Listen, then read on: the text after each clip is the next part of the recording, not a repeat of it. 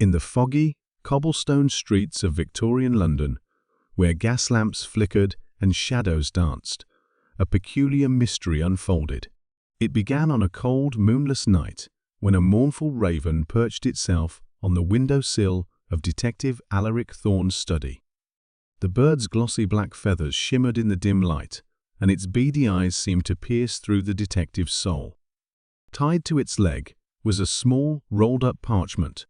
Alaric, a man of sharp wit and an even sharper eye, untied the note and unfurled it.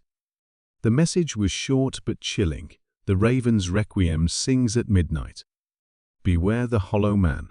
The handwriting was elegant yet hurried, as if the writer had been in a state of panic.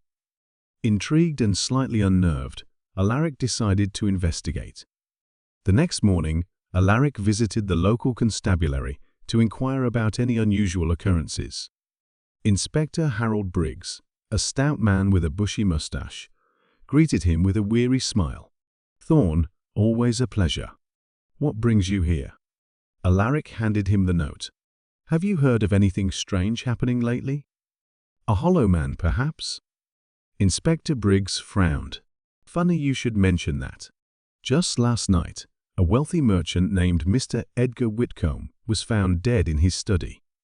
No signs of forced entry, no wounds, nothing.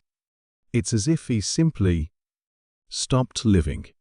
And here's the odd part. A raven was seen flying out of his window moments before the body was discovered." Alaric's curiosity deepened. He requested to examine the scene of the crime. The Whitcomb residence was a grand townhouse in the heart of London, its opulence a stark contrast to the grim events that had transpired. The study was a room of mahogany bookshelves, leather-bound tomes, and a large oak desk. Edgar Whitcomb's body had been removed, but the air still carried the faint scent of death.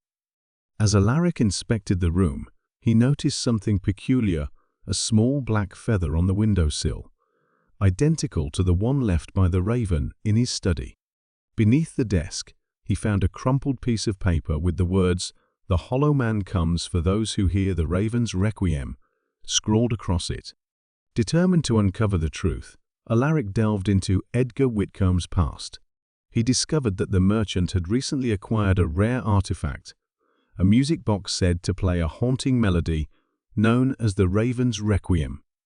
According to local legend, the music box was cursed, and anyone who listened to its tune would meet a grim fate. Alaric tracked down the seller of the music box, an eccentric antiquarian named Mr. Percival Graves. Graves was a gaunt man with sunken eyes and a nervous demeanor.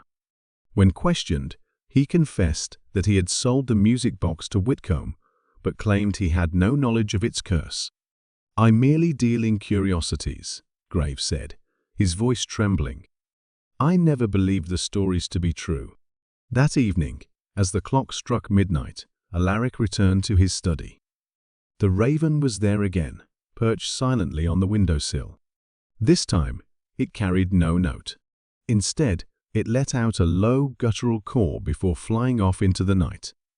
Moments later, Alaric heard a faint, melancholic melody drifting through the air. It was the raven's Requiem.